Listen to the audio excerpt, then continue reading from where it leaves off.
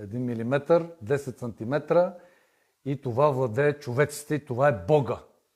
Защо? Защото не могат без него. Не мога, вика, братко, без това, бе. Какво направя, ви? Какво направя? Е това. Владее и заменя Бога. Защо? Защото се утешават. С това. Утешават се. Ето това и му се покланят.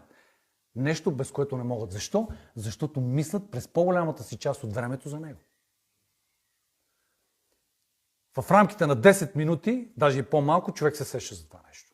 И демек, от 24 часа, ако е по-пристрастен и пуши по 2-3 кутии на ден, от 24 часа сметнете колко време прекарва в мисли за това.